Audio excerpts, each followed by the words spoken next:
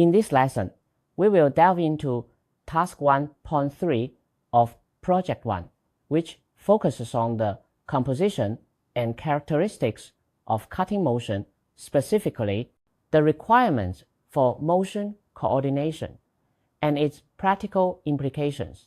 We will explore the specific requirements for motion coordination and how it impacts cutting operations in practice. Additionally, we will use comparisons between normal and abnormal cutting videos, as well as comparisons of finished workpieces to provide a more intuitive understanding of this knowledge. We will also consider energy consumption issues to foster a correct awareness of energy use. In metal cutting processes, the coordination requirements of cutting motion are key factors in ensuring machining quality and efficiency. As we know, metal cutting involves using a tool to remove excess metal from a workpiece to produce parts that meet specified requirements. Cutting motion primarily consists of the main motion and the feed motion. The main motion is the fundamental movement that creates relative motion between the tool and the workpiece, thereby removing excess metal from the workpiece. The main motion has the highest speed and consumes the most power. For example, in turning operations, the rotation of the workpiece is the main motion. In milling operations, the rotation of the milling cutter is the main motion. The speed of the main motion is usually expressed as the cutting speed Vc, with the unit being meters per minute. For turning operations, the formula for calculating cutting speed is Vc equals pi dw divided by 1000, where dw is the diameter of the workpiece in millimeters, and n is the rotational speed of the workpiece in revolutions per minute. This formula is derived from the circumference formula of a circle C equals pi d. In 1 unit of time, the workpiece rotates n times, and the distance the tool travels along the circumference of the workpiece is the cutting speed, thus leading to the above formula. The feed motion is the movement that continuously introduces new metal into the cutting process, thereby producing a complete surface. The speed of the feed motion is relatively low, and it consumes less power. The form of feed motion varies with different machining methods. For instance, in turning, the longitudinal or lateral movement of the tool constitutes the feed motion. In milling, the movement of the workpiece is the feed motion. The feed motion is typically expressed by the feed rate F, which refers to the displacement of the tool relative to the workpiece in the direction of the feed motion. In turning, the unit of feed rate is mmRev, indicating the distance the tool moves in the feed direction for each revolution of the workpiece. The requirement for motion coordination is to ensure a reasonable match between the main motion and the feed motion. If the main motion and the feed motion are not properly coordinated, various issues can arise. We can gain a more intuitive understanding of this by comparing videos of normal and abnormal cutting, as well as comparing finished workpieces. Let's first look at the situation of normal cutting. When the main motion and feed motion are well coordinated, the tool can smoothly remove metal from the workpiece. The cutting process is stable, the chip shape is regular, and the surface quality of the machined part is high. For example, when turning a cylindrical workpiece, the appropriate combination of cutting speed and feed rate can ensure that the surface roughness of the machined cylinder meets the required standards, and the dimensional accuracy is also maintained. Abnormal cutting, on the other hand, can lead to numerous issues. For instance, when the cutting speed is too high and the feed rate is too large, the cutting force on the tool increases sharply, which can lead to accelerated tool wear or even tool damage. In the video, we can observe that under such conditions, the tool may experience chipping. The chips become thick and long, and the machined surface shows noticeable scratches and increased roughness, rendering the workpiece defective. Conversely, if the cutting speed is too low and the feed rate is too small, although tool wear is reduced, machining efficiency significantly decreases.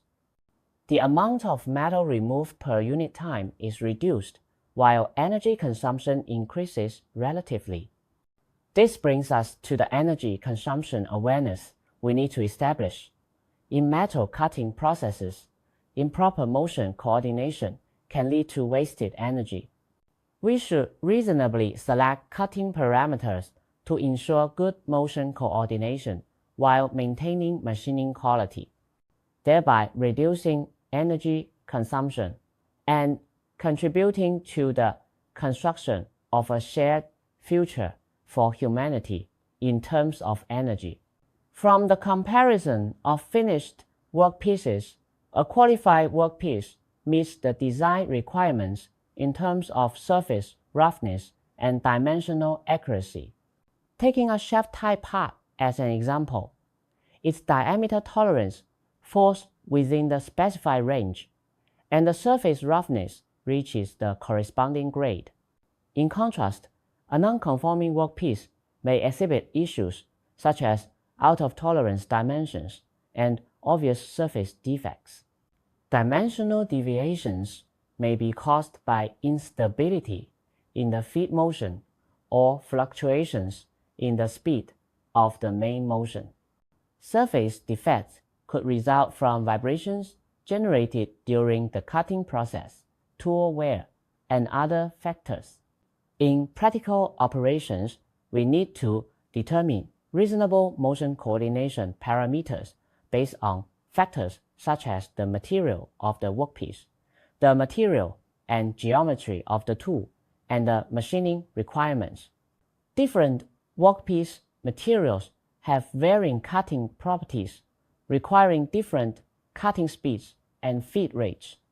For example, for harder steel, the cutting speed should be relatively lower, and the feed rate should not be too large.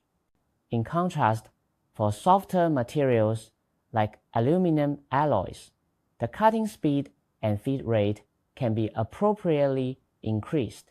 The material and the geometry of the tool also affect the requirements for motion coordination.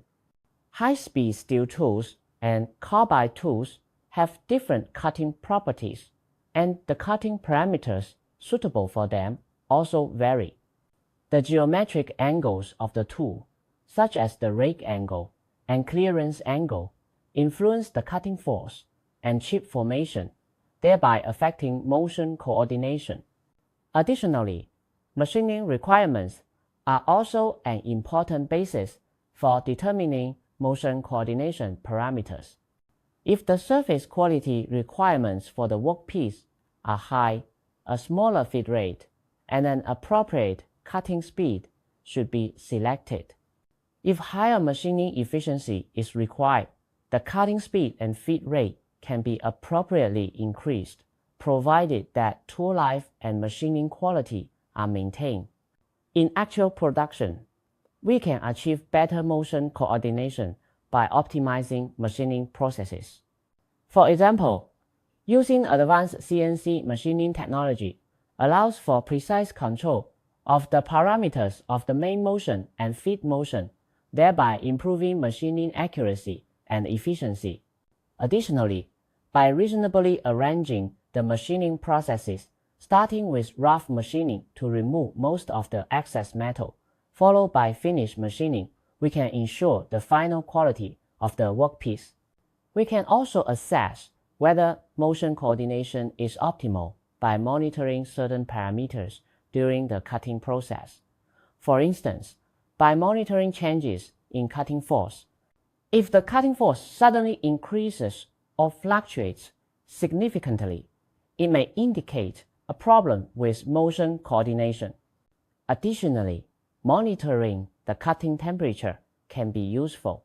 Excessively high cutting temperatures may result from too high a cutting speed or too large a feed rate. In conclusion, motion coordination requirements are a crucial aspect of metal cutting processes, directly affecting machining quality, efficiency, and energy consumption. We need to deeply understand the characteristics and the relationship between the main motion and feed motion, and select cutting parameters wisely to ensure good motion coordination, thereby enhancing the level of metal cutting processes.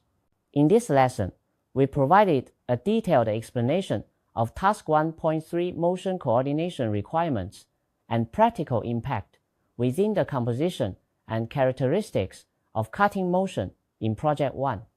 We learned that cutting motion consists of the main motion and feed motion, and we mastered the formula for calculating the cutting speed of the main motion. Vc equals pi dWn divided by 1000, as well as the concept of feed rate for the feed motion. We clarified that motion coordination requirements involve the reasonable coordination of the main motion and feed motion. By comparing normal and abnormal cutting videos and finished workpieces, we recognize that improper motion coordination can lead to decreased machining quality, increased tool wear, and higher energy consumption. Additionally, we understood that reasonable motion coordination parameters should be determined based on factors such as workpiece material, tool material, and geometry and machining requirements. We can also ensure good motion coordination by optimizing machining processes and monitoring cutting parameters.